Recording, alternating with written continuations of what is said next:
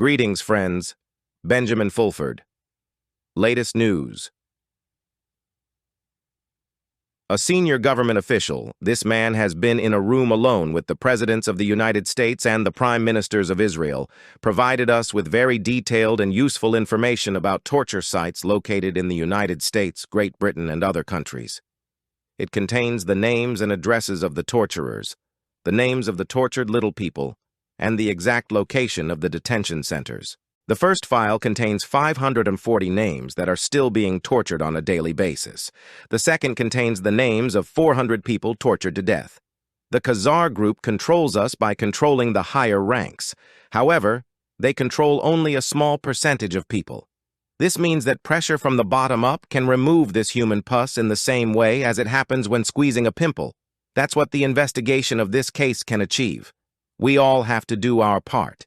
Here in Japan, I will go to the local government office in Tokyo to arrest an official named Kenjiro Ogi. Ogi threatened to freeze my bank accounts and confiscate my money if I didn't pay for cocktails that were proven toxic. I have video evidence of this. As a sign that Ogi has high-level support, the original recording that I had was deleted remotely from my iPhone. Fortunately, I made a copy. So what we need to do is go and make a civil arrest of Ogi in his office. I will ask the police to come and arrest him for his participation in an organized criminal group engaged in mass crimes. If the police refuse to take action, I will explain to them that since he is part of a group that is actively trying to eliminate me, my family, and my friends, I have the legal right to charge him.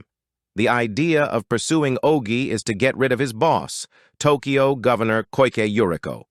This, in turn, will reveal her handler, the fake U.S. Ambassador Rahm Emanuel. This, in turn, will expel his bosses, the Rockefellers, Rothschilds, Agnelli, etc. By doing this, I will force the American military stationed in Japan to make a choice, either to be on the side of the people or to be on the side of child torturers and mass murderers. If we all do something like this, we can put an end to it now. The trail will lead to the owners of the Federal Reserve Board. The U.S. dollar is worth 1/25 of what it was before they stole control of money from the elected representatives of the people. In other words, they stole 96% of the wealth of the American people through central bank fraud. Now let's name a high-ranking torturer who is a high-ranking official in the current fake U.S. administration, namely John Podesada Rockefeller. Now he's Biden's climate czar. This means that his job is to drive farmers into bankruptcy to ensure that we all depend on the food supplies controlled by him and his chums from the Khazar group. Another tormentor is Mark Zuckerberg Rockefeller. Instagram, Facebook CEO Meta Zuckerberg was in the news last week when he apologized to the families of child exploitation victims on Facebook and Instagram. Mr. Zuckerberg, you and the companies in front of us have blood on your hands. They have a product that eliminates people, said Lindsey Graham, a senior member of the U.S. Senate Judiciary Committee. Then Senator Ted Cruz shocked the audience when he asked Zuckerberg about Meta Instagram, which connects fans with sexual exploitation materials, while the company even labels certain content and then allows people to access it. The real question is why Mark Zuckerberg Rockefeller still controls Meta, while it was the American taxpayers who made its existence possible. And why hasn't he been arrested yet?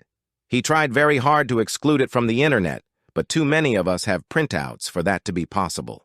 By the way, in the last week alone, Zuckerberg earned $28 billion when the private Federal Reserve printed money to buy shares owned by his family companies. That's what his uncle John Podesta Rockefeller owns. Other members of this family control most of the Fortune 500 list. They didn't deserve it. The question arises, why are these people still in power? If we followed the biblical justice of an eye for an eye, then all their extended families would have to be tortured. Since we are more civilized, a war crimes tribunal would be a more appropriate response. Justice also demands that the families of the feds be forced to pay reparations. 3 graphs illustrate how the top 1% steals the bottom 99% to date. The latest graph shows that theft in the top 0.1% is even worse. The loan with an almost zero interest rate was distributed asymmetrically. Only a few rich people had access to an open tap of free money, explains analyst Charles Hugh Smith.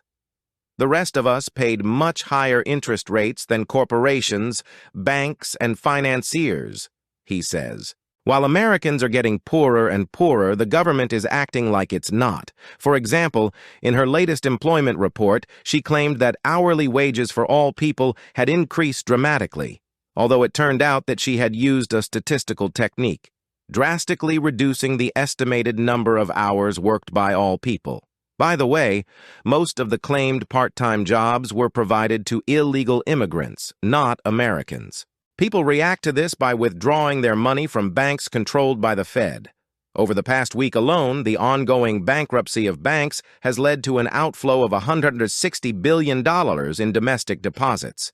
The Fed reacted by falsifying the books, pretending that it was just a minor reduction in domestic deposits by $458 million. You have to forge the ledgers to avoid bankruptcy.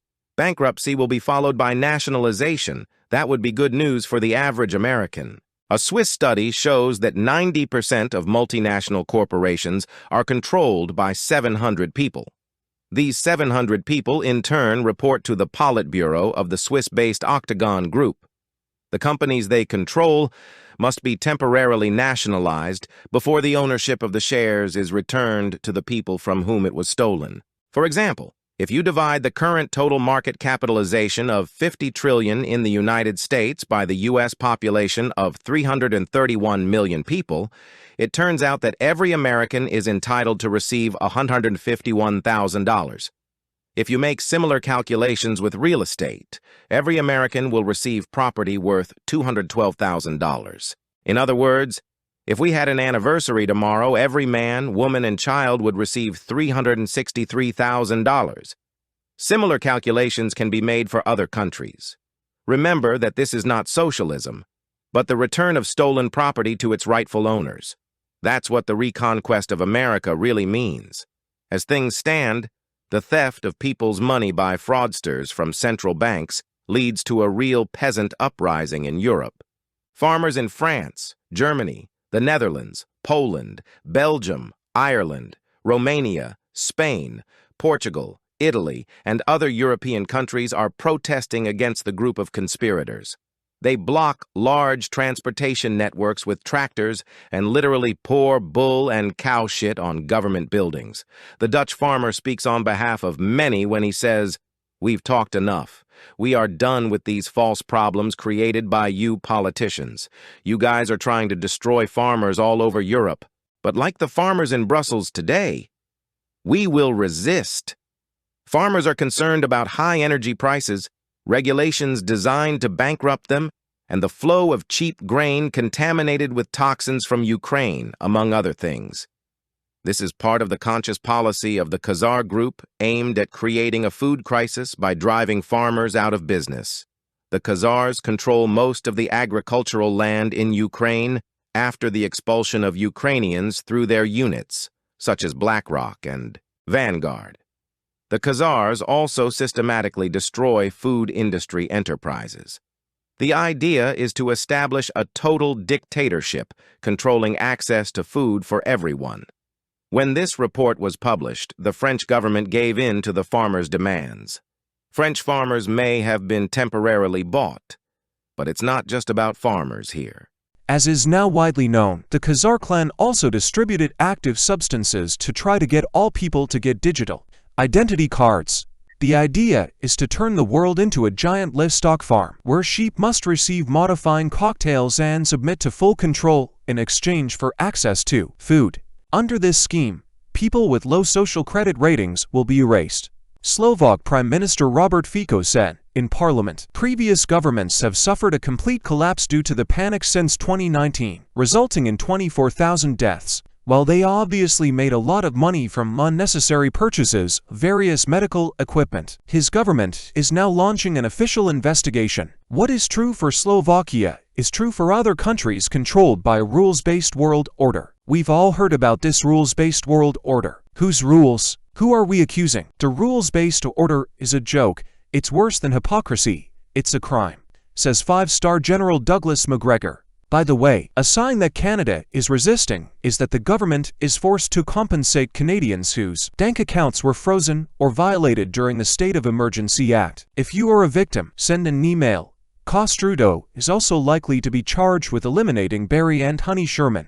In England, Prime Minister Rishi Sunak has just passed his death sentence by lying under oath in Parliament that cocktails are safe, and this is despite the fact that the UK health authorities and the US Food and Drug Administration state that cocktails can cause inflammation of the heart and severe allergic shocks. In other words, Sunak broke his oath to protect the psychos. This makes him a war criminal. Tedros, who's head of counterterrorism, says the pandemic treaty is critically important and urges young people to raise their voices to confront the lies undermining the agreement.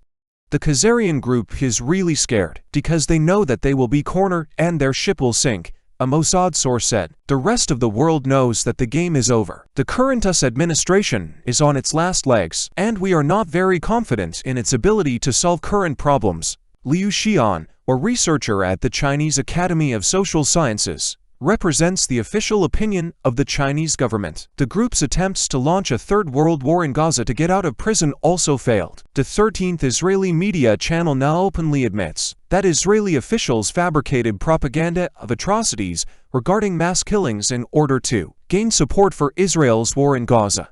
The world community is witnessing the moral decay and collapse of the West in the Gaza Strip, writes the Iranian Ministry of Foreign Affairs. Nasser Kanani. Evidence of this moral decline is the reaction of the Israeli government when the International Court of Justice called on it to take immediate and effective measures to ensure the provision of basic services and much-needed humanitarian assistance to Jews living in the Gaza Strip. Their response was to evict the only people capable of doing so, namely the United Nations Relief Agency for Palestine Refugees, accusing 12 people of terrorism. That is 0.9% of the staff. Another sign of failure in the Middle East can be seen in the news.